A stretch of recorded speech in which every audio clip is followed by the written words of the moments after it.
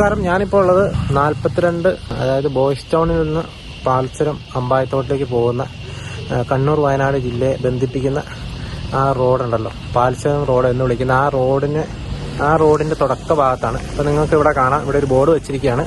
അതായത് പേരിയ ഭാഗത്ത് പേരിയ 34 റോഡ്, അതായത് പെരിയ ചുരം, നമ്മൾ നെടുമ്പോയി വഴി പോകുന്ന ചുരം, അതായത് കണ്ണൂരിലേക്ക് പോകുന്ന ആ ഒരു ചുരം ഇടിഞ്ഞു പോയതുകൊണ്ട് അതിലെ വാഹനങ്ങളൊന്നും കടത്തി വിടുന്നില്ല എന്നുള്ളത്. അപ്പോൾ ഇതാണ് ഇവിടെ നമ്മൾ കണ്ട ഒരു കാഴ്ച. അതുകൊണ്ട് ഇപ്പോൾ എന്താണെന്ന് വെച്ച് കഴിഞ്ഞാൽ സകല വാഹനങ്ങളും ഇപ്പോൾ 42 പാൽച്ചുരം റോഡ് വഴിയാണ് പോയിക്കൊണ്ടിരിക്കുന്നത്. ഇനിയിപ്പോൾ നിങ്ങൾ കാണാൻ പോകുന്നത് പാൽച്ചുരം റോഡിൻ്റെ ഇപ്പോഴത്തെ ഒരു അവസ്ഥയാണ്.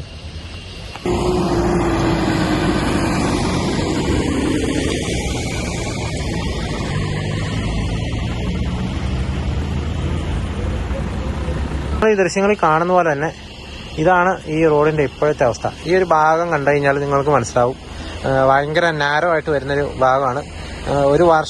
ഒരു വർഷത്തിന് മുന്നേ ആയിരുന്നെങ്കിൽ ഈ ഒരു പ്രദേശം വളരെ മോശമായിട്ട് പൊട്ടിപ്പൊളിഞ്ഞ് വളരെ കുഴിയൊക്കെ ആയിട്ട് കിടന്നിരുന്ന ഒരു സ്ഥലമാണ്. ഏതായാലും ആ റോഡ് ഇപ്പോൾ വളരെയധികം നന്നായിട്ടുണ്ട്. ഇന്റർലോക്കും കാര്യങ്ങളൊക്കെ ഇട്ട് നന്നാക്കിയിട്ടുണ്ട്. പല സ്ഥലത്തും കോൺക്രീറ്റ് ചെയ്തിട്ടുണ്ട്. പക്ഷേ എന്നിരുന്നാലും നിങ്ങൾക്കിവിടെ കാണാം, ഈ ഇന്റർലോക്കിന്റെയും കോൺക്രീറ്റിന്റെയും ഒക്കെ ആ ഒരു ഭാഗത്തൊക്കെ ഇവിടെ വിള്ളൽ വീണ് കിടക്കുന്നത് കാണാം. നിങ്ങൾ ഈ റോഡിനൊക്കെ കണ്ട വിള്ളൽ കണ്ടോ നിങ്ങൾ? പ്രദേശത്തൊക്കെ ഉണ്ട്. കോൺക്രീറ്റിന് വിള്ളൽ വീണതാണോ എന്ന് നമുക്ക് പറയാൻ പറ്റില്ല. ഏതായാലും വിള്ളലുണ്ട്.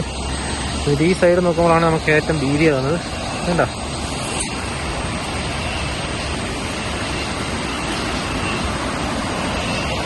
ഇതുപോലെ പൊക്കയായിട്ട് വളരെ സേഫ്റ്റി ഇല്ലാണ്ട് കിടക്കുന്ന ഒരു സ്ഥലമാണിത്. ഇത് എന്നാണ് ഇടിഞ്ഞു പോകുക എന്നുള്ളത് നമുക്ക് ഒരിക്കലും പറയാൻ പറ്റില്ല. കാരണം ഇങ്ങനെയുള്ള സ്ഥലത്താണ് ഇതുപോലെ വണ്ടികൾ ബ്ലോക്കായി ഇവിടെ ഇങ്ങനെ കിടക്കുക. ഇത്ര ഭാരമുള്ള വാഹനങ്ങളൊക്കെ സത്യം പറഞ്ഞു കഴിഞ്ഞാൽ ഇതിലെ കടത്തി വിടുന്നത് തന്നെ വലിയ മണ്ടത്തരമാണ്.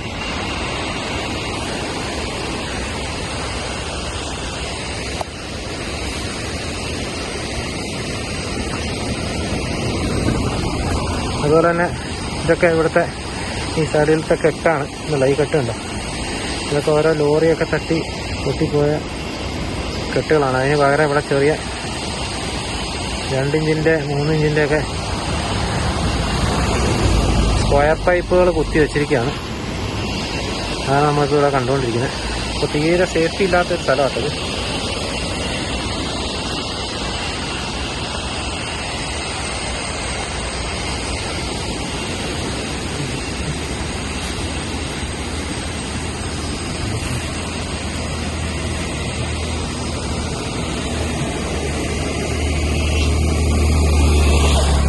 അതുപോലെ ഈ താഴെയൊക്കെ ഇതിൻ്റെ കെട്ടൊക്കെ തള്ളി നിൽക്കുന്ന ഇതൊക്കെ നമുക്ക് കാണാം. കഴിഞ്ഞ വർഷം കോൺക്രീറ്റ് ചെയ്തതിനെക്കാട്ടും ഒരു വശത്തേക്ക് ഒരു ചെരിവ് ഈ റോഡിനൊക്കെ മൊത്തത്തിൽ വന്നിട്ടുണ്ട്. അതുകൊണ്ട് തന്നെ എത്രത്തോളം സേഫാണ് ഇതിലെ ഇത്രയും വലിയ വാഹനം അല്ലെങ്കിൽ ഇത്രയും ഭാരം കൂടിയ വാഹനങ്ങളൊക്കെ കടത്തിവിടുന്നത് എന്നുള്ളത് അധികൃതരൊക്കെ എത്രയും പെട്ടെന്ന് ചിന്തിക്കേണ്ടിയിരിക്കുന്നു. അതിൻ്റെ ഈ ഒരു ഇപ്പുറത്തെ സൈഡ് നമ്മൾ നോക്കിയാൽ നമുക്ക് മനസ്സിലാവും. അതായത് ഈ വരുന്ന റോഡിന്റെ സൈഡിലുള്ള കെട്ട്, ഇവിടെ താഴേക്ക് വലിയ ഗർത്തമാണ്. ഇത് വലിയ ചുരം തന്നെ ആയതുകൊണ്ട് താഴേക്ക് വലിയ ഗർത്തമാണ്. ഈ ഒരു കെട്ടിന്റെ ഒരു ഭാഗമൊക്കെ നിങ്ങൾക്ക് കാണാം, ഭയങ്കര സേഫ്റ്റി ഇല്ലാത്ത രീതിയിലാണ് കിടക്കുന്നത്. അതേപോലെ തന്നെ ഈ കെട്ടിന്റെ ഏറ്റവും അവസാനത്തെ ഭാഗം നിങ്ങൾക്ക് നോക്കിയാൽ മനസ്സിലാവും. ഇതേപോലെ ചെറിയ കമ്പികളൊക്കെ വെച്ചിട്ട് അഡ്ജസ്റ്റ് ചെയ്തിരിക്കുന്ന ഒരു കാഴ്ചയാണ് നിങ്ങളിപ്പോൾ ഇവിടെ കാണുന്നത്. ചെറിയ കമ്പികൾ വെച്ചിട്ട്, അപ്പോൾ ഈ കമ്പികൾ വെച്ചിട്ടാണ് ഈ ഒരു കെട്ടും കാര്യങ്ങളൊക്കെ അഡ്ജസ്റ്റ് ചെയ്തിരിക്കുന്നത്. അപ്പോൾ അത് യഥാർത്ഥത്തിലുള്ള കെട്ടുകളും കാര്യങ്ങളും ഒന്നും ഇവിടെ ഇല്ല. അപ്പോൾ ഇത്തരത്തിൽ ഇതിലെ ഈ ഒരു റോട്ടിലാണ് ഇത്തരം വാഹനങ്ങളെല്ലാം പോകുന്നത്. ഇപ്പോൾ നമുക്കിവിടെ ഈ ദൃശ്യങ്ങളിൽ തന്നെ കാണാം എത്രത്തോളം വണ്ടികളാണ് ഇതിലെ അങ്ങോട്ടും ഇങ്ങോട്ടും പോകുന്നത്. പലരും അങ്ങോട്ടും ഇങ്ങോട്ടും ഒരു റൂൾസും പാലിക്കാതെ ഓവർടേക്ക് ഇതൊക്കെ കയറി ഈ കുഞ്ഞു വഴി കൂടെ ഭയങ്കര കഷ്ടപ്പെട്ടാണ് കയറുന്നത്. പ്രത്യേകിച്ച് ചെറിയ വാഹനങ്ങളാണ് ഇതിനകത്ത് ബുദ്ധിമുട്ടുന്നത്. ഏത് നിമിഷവും ഇടിഞ്ഞു പോകും എന്നുള്ള സാധ്യതയിൽ തന്നെയാണ് ഇപ്പോൾ ഈ കാര്യങ്ങളൊക്കെ നിൽക്കുന്നത്. നമുക്ക് ഇവിടെ ഈ ദൃശ്യങ്ങളിൽ കാണുന്ന പോലെ തന്നെ ഇവിടെ മുകളിൽ നിന്നൊക്കെ പാറ ഇടിഞ്ഞ് വീഴുന്ന രംഗങ്ങളൊക്കെ നിങ്ങൾക്ക് ഇവിടെ കാണാം. ഈ ഭാഗത്തൊക്കെ ഒത്തിരി ഇടിഞ്ഞ് വീണ് ഇവിടെ കിടപ്പുണ്ട്. അതേപോലെ തന്നെ നമുക്കിവിടെ കുറച്ചും കൂടെ മുന്നോട്ട് വന്നു കഴിഞ്ഞാൽ ഇവിടെ ഒരു ബോർഡ് കാണാം, പാറ വീഴാൻ സാധ്യതയുണ്ട്, സൂക്ഷിച്ചോടിക്കുക എന്നൊക്കെ പറഞ്ഞു. റോക്ക് ഫാളിങ് ഏരിയ എന്നൊക്കെ ബോർഡൊക്കെ വെച്ചിട്ടുണ്ട്. അപ്പം ഇതുപോലെ ബോർഡ് വെച്ചിരിക്കുന്നത് എന്ന് പറഞ്ഞാൽ റോക്ക് മുകളിൽ നിന്ന് പാറ വീഴുന്നത് കൊണ്ട് തന്നെയാണ്. അപ്പോൾ അത്രത്തോളം ഡേഞ്ചർ ആയിട്ടുള്ള ഒരു വഴിയാണ്. അപ്പോൾ ഭൂമിക്ക് ഇളക്കം തട്ടുമ്പോൾ സ്വാഭാവികമായിട്ടും പാറയൊക്കെ മുകളിൽ നിന്ന് വീഴാനുള്ള സാധ്യതയുണ്ട്. അപ്പോൾ ഇത്രത്തോളം ഭാരമുള്ള 10ഉം 16ഉം ചക്രമുള്ള വലിയ ഭാരം കയറ്റിയ ലോറികളൊക്കെ, കരിങ്കല്ലും കൊണ്ട് പോകുന്ന ലോറിയൊക്കെ, അത്തരം ലോറികളൊന്നും ഇതിലെ കടത്തി വിടാതിരിക്കുക എന്നുള്ളത് മാത്രമാണ് ഈ റോഡിനെ സംരക്ഷിക്കാനുള്ള ഒരു പോംവഴി എന്ന് പറയുന്നത്. അപ്പോൾ ഒരു നിയന്ത്രണവും ഇല്ലാതെയാണ് ഇതിലെ വണ്ടികൾ പോയിക്കൊണ്ടിരിക്കുന്നത്. മറ്റേ വഴി ക്ലോസ് ചെയ്തുകൊണ്ട് തന്നെ നമുക്ക് എപ്പോഴും അറിയാം, എപ്പോഴും അധികാരികളൊക്കെ എപ്പോഴും കോറി മാഫിയേനെ സപ്പോർട്ട് ചെയ്തുകൊണ്ടുള്ള നിലപാടായിരിക്കും എപ്പോഴും എടുക്കുന്നത്. എപ്പോഴും കരിങ്കൽ കോറികൾ ഏത് മഴക്കാലത്തും പൊട്ടിക്കുന്ന ഒരു സാഹചര്യമുണ്ട്. 1-2 ആഴ്ചയിലേക്കൊക്കെ പൊട്ടിക്കണ്ട എന്നൊരു നിയമം വെച്ചാലും തൊട്ടടുത്ത ആഴ്ച തന്നെ അവർ പൂർവാധികം ശക്തിയോടുകൂടി തന്നെ ഈ കരിങ്കല്ലൊക്കെ പൊട്ടിക്കുന്ന കാഴ്ചയൊക്കെ നമ്മൾ കാണുന്നുണ്ട്. ഇപ്പോൾ മഴയൊന്നും കുറഞ്ഞ കാലഘട്ടമല്ല എങ്കിൽ പോലും ഇപ്പോഴും കരിങ്കല്ലും കാര്യങ്ങളും വെട്ടുകല്ലും ഒക്കെ പൊട്ടിക്കുന്നുമുണ്ട്. അതുകൊണ്ട് തന്നെ അത് ഇത്തരം വാഹനങ്ങളൊക്കെ ഇതിലെ ചറവറ കയറി വരുന്നതും ഇത്തരം വാഹനങ്ങളൊക്കെ കുടുങ്ങി ഒത്തിരി ബ്ലോക്കും ഈ ഒരു വഴിക്കൊക്കെ എപ്പോഴും നടക്കുന്നുണ്ട്. ഇന്ന് രാവിലെ ഞാൻ ഇതിലെ പോയപ്പോൾ കണ്ട ഒരു ബ്ലോക്കാണിത്. ഇതുപോലെ തന്നെ ജനങ്ങൾക്ക് ബുദ്ധിമുട്ടാകുന്ന രീതിയിൽ ഒത്തിരി പ്രശ്നം ഇതിലെ നടക്കുന്നുണ്ട്. ആകപ്പാടെയുള്ള ഒരു വഴിയാണ്. ഇനി ഈ ഒരു വഴിയെങ്കിലും സംരക്ഷിച്ചില്ലെങ്കിൽ ബദൽ റോഡ് എന്ന് പറഞ്ഞ അമ്പായത്തോട് എന്ന് പറയുന്ന സ്ഥലത്തു നിന്ന് 43ലേക്ക് വയനാടിനെ ബന്ധിപ്പിക്കുന്ന ബദൽ റോഡ് വരും, അല്ലെങ്കിൽ അതിന്റെ സർവേ നടക്കുന്നുണ്ടെന്നൊക്കെ പറഞ്ഞിട്ടുണ്ടെങ്കിൽ പോലും അതൊന്നും ഒരിക്കലും പ്രാവർത്തികമാവുമെന്ന് ഇപ്പം ആർക്കും വലിയ പ്രതീക്ഷയൊന്നുമില്ല. അപ്പം അതുകൊണ്ട് തന്നെ ഈ ആകെയുള്ള ഈ ഒരു റോഡിനെ സംരക്ഷിക്കുക തന്നെയാണ് ഇതിൻ്റെ അകത്തൊരു പോംവഴി. ഇപ്പം നമ്മൾ ഈ റോഡിൻ്റെ സൈഡിലൊക്കെ നോക്കുമ്പോഴാണെങ്കിലും നമുക്ക് കാണാം, റോഡ് സൈഡിലൊക്കെ വലിയ ഗർത്തങ്ങളാണ്, വെള്ളമൊക്കെ ഒഴുകിപ്പോയി വലിയ ഗർത്തങ്ങളാണ്. അതുപോലെ തന്നെ ഒരു വണ്ടിയൊക്കെ ഒന്ന് കേടായ റോഡിൻ്റെ സൈഡിലൊന്നും പാർക്ക് ചെയ്യാൻ പറ്റാത്ത അവസ്ഥയാണ്. അതുകൊണ്ട് തന്നെ എല്ലാവരും തന്നെ റോഡിൻ്റെ നടുക്കാണ്, വണ്ടി കേടായ റോഡിൻ്റെ നടുക്കാണ് എപ്പോഴും വണ്ടി ഇടുന്നത്. ഈ ലോറികളൊക്കെയാണ് ഏറ്റവും കൂടുതൽ കേടാകുന്നത്. ആ ലോറികളൊക്കെ റോഡിൻ്റെ നടുക്ക് തന്നെ, റോഡിലായിട്ട് തന്നെ ഇടും. അപ്പോൾ സ്വാഭാവികമായിട്ടും ഒന്നാതെ 2 ലോറിക്ക് കഷ്ടിച്ച് പോകാനുള്ള വഴിയേ ഉള്ളൂ. അപ്പോൾ അവിടെ ഒരു ലോറി അവിടെ കേടായി കഴിഞ്ഞ് കഴിഞ്ഞാൽ പിന്നെ സ്വാഭാവികമായിട്ടും അവിടെ വലിയ ബ്ലോക്കാണ് ഇവിടെയൊക്കെ നടക്കാറുള്ളത്. പിന്നെ ബസ്സുകളൊക്കെ കൂട്ടമായിട്ട് കുടുങ്ങുന്ന ഒരവസ്ഥ ഉണ്ടാകാറുണ്ട്.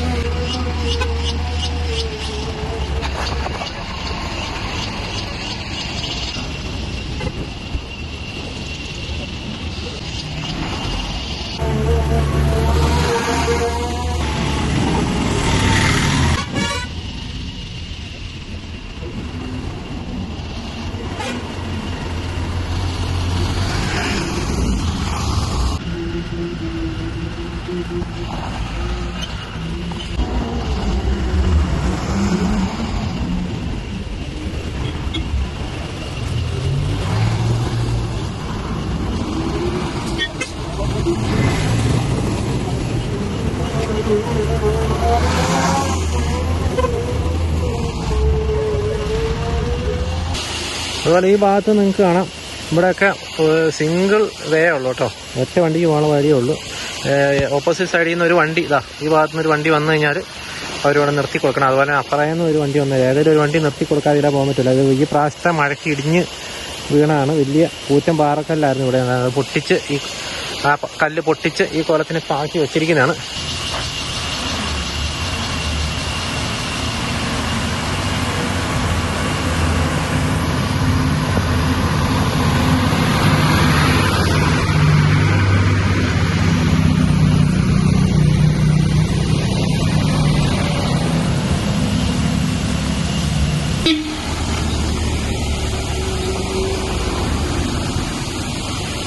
അപ്പോൾ നിങ്ങളിപ്പോൾ കണ്ടല്ലോ, ഇതാണ് ഇവിടുത്തെ ഒരു സിറ്റുവേഷൻ എന്ന് പറയുന്നത്. കണ്ണൂരിനെയും വയനാടിനെയും ബന്ധിപ്പിക്കുന്ന ഒരു പ്രധാനപ്പെട്ട റോഡാണ് പാൽച്ചുരം റോഡ്, അല്ലെങ്കിൽ അമ്പായത്തോട് 42 ബോസ്റ്റൺ റോഡ് എന്ന് പറയുന്ന ഈ ഒരു റോഡ്. ഇപ്പോൾ പേരിയ ചുരത്തിൽ റോഡ് ഇടിഞ്ഞു കിടക്കുന്നതുകൊണ്ടും അവിടെ ഗതാഗത യോഗ്യമല്ലാത്തതുകൊണ്ടും കംപ്ലീറ്റ് വാഹനങ്ങളും ഇപ്പോൾ ഈ ഒരു വഴിക്കാണ് വരുന്നത്. ആകെപ്പാടെ 2 വഴിയേ ഉള്ളൂ വയനാടിനെയും കണ്ണൂരിനെയും ബന്ധിപ്പിക്കുന്നത്. അതിലൊരു റോഡാണിത്. മറ്റേ റോഡ് നാശമായി കിടക്കുന്നതുകൊണ്ട് എല്ലാ വാഹനങ്ങളും ഈ വഴിയാണ് വരുന്നത്. സ്വാഭാവികമായിട്ടും ഈ വഴിയുടെ ഒരു പ്രത്യേകത എന്നാന്ന് വെച്ച് കഴിഞ്ഞാൽ, ഞാനിപ്പോൾ നേരത്തെ പറഞ്ഞ പോലെ തന്നെ വലിയ കട്ടിയുള്ളൊരു റോഡൊന്നും അല്ല, അതുപോലെ തന്നെ വലിയ റോഡൊന്നുമല്ല, വീതി കുറഞ്ഞ റോഡാണ്.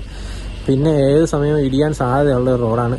ഏറ്റവും പരിസ്ഥിതി ലോകത്തിൽ ഏറ്റവും ബുദ്ധിമുട്ടി നിൽക്കുന്ന ഒരു പരിസ്ഥിതി ലോല റോഡെന്ന് വേണമെങ്കിൽ വിളിക്കാൻ പറ്റുന്ന ഒരു റോഡാണിത്. ഈ ഒരു റോഡിലാണ് ഇതേപോലെ ഇത്രത്തോളം ഭാരം കയറ്റിയ വാഹനങ്ങൾ 8ഉം 10ഉം 16ഉം ഒക്കെ ചക്രമുള്ള വലിയ ലോറികളൊക്കെ കയറി പോകുന്നത്. അതുപോലെ തന്നെ പല ലോറികളും ഇവിടെ കേടായും കിടക്കുന്നുണ്ട്. അത് തന്നെ വലിയ ബ്ലോക്കൊക്കെ സൃഷ്ടിക്കാറുണ്ട്. അപ്പോൾ ഈ റോഡിൽ ഒത്തിരി വാഹനങ്ങൾ കയറിയാൽ മുൻകാലത്തെ അനുഭവം വെച്ച് ഒത്തിരി വെയിറ്റുള്ള വാഹനങ്ങൾ ഇതിലെ കടന്നു പോകുമ്പോൾ എപ്പോഴും മണ്ണിടിയുകയും അതുപോലെ തന്നെ ഈ റോഡ് ഉപയോഗശൂന്യമായി പോകുന്ന സാഹചര്യമൊക്കെ ഇതിന് മുന്നേ ഉണ്ടായിട്ടുണ്ട്. അപ്പോൾ അതുകൊണ്ട് തന്നെ ഈ ഉള്ള ഒരു റോഡ് ഇനി പുതിയ റോഡൊക്കെ എന്ന് വരുമെന്നൊന്നും നമുക്ക് പറയാൻ പറ്റില്ല. അതുകൊണ്ട് ഉള്ള ഈ ഒരു റോഡിനെ സംരക്ഷിക്കുക എന്നുള്ളത് മാത്രമേ അതിനകത്തൊരു പോംവഴിയുള്ളൂ. അപ്പോൾ ഇത്തരം ഭാരവാഹനങ്ങളൊക്കെ എത്രയും പെട്ടെന്ന് ഈ റോട്ടിൽ നിന്ന് പിൻവലിക്കുക തന്നെ വേണം. കാരണം സാധാരണപ്പെട്ട ആൾക്കാർക്കൊക്കെയാണ് ഇതിനകത്ത് ബുദ്ധിമുട്ട്. ബസ്സൊക്കെ വിടണം, അതൊക്കെ സത്യമാണ്, ബസ് ഇതിലെ പോകുന്നതാണ്. പക്ഷേ വലിയ വെയിറ്റ് കയറ്റിയ കരിങ്കൽ ലോറികളും വെട്ടുകല്ല് ലോറികളൊക്കെ ഇതിലെ അത്യാവശ്യമായിട്ട് നിരോധിക്കുക തന്നെ വേണം. അല്ലെങ്കിൽ ഈ ഉള്ള റോഡും കൂടെ പോയി അവസാനം ഒരു റോഡും ഇല്ലാത്ത ഒരു സാഹചര്യത്തിലേക്ക് കാര്യങ്ങൾ പോകും. അപ്പോൾ ഒന്നും മേലാത്ത ഒരു സാഹചര്യത്തിലേക്ക് കാര്യങ്ങൾ പോകുന്നതിന് മുന്നേ തന്നെ എത്രയും പെട്ടെന്ന് ഇതിനൊരു പോംവഴി കണ്ടെത്തുക എന്നുള്ളതാണ് ഇതിൻ്റെ അകത്തുള്ളൊരു പരിഹാരം എന്ന് പറയുന്നത്. ഇത്തരം കാര്യങ്ങളൊക്കെ എത്രയും പെട്ടെന്ന് നടപടി ഉണ്ടാകട്ടെ. കാരണം ആകപ്പാടെ ഉള്ളൊരു റോഡാണ്. ഇപ്പോൾ എത്ര പതിനായിരക്കണക്കിന് ആൾക്കാർക്ക് ആശ്രയമായിട്ടുള്ളൊരു റോഡാണ്. എയർപോർട്ട് റോഡ് എന്ന് വിശേഷിപ്പിക്കുന്ന ഒരു റോഡാണ്. അതിനുള്ള സ്റ്റാൻഡേർഡൊന്നും ഈ റോഡിന് ഇല്ലെങ്കിൽ പോലും ഏതായാലും ഈ ഒരു റോഡിനെ എത്രയും പെട്ടെന്ന് സംരക്ഷിക്കേണ്ടത് വളരെ അത്യാവശ്യമാണ്. ഇതുപോലെ നശിച്ചു പോകാനായിട്ട് അധികൃതരും ഈ കോറി മാഫിയയുടെ കൂട്ട് നിൽക്കരുത് എന്നുള്ളത് മാത്രമാണ് എനിക്ക് പറയാനുള്ളത്. അപ്പോൾ വീണ്ടും മറ്റൊരു ദിവസം നല്ലൊരു എപ്പിസോഡുമായി വീണ്ടും കാണാം. താങ്ക്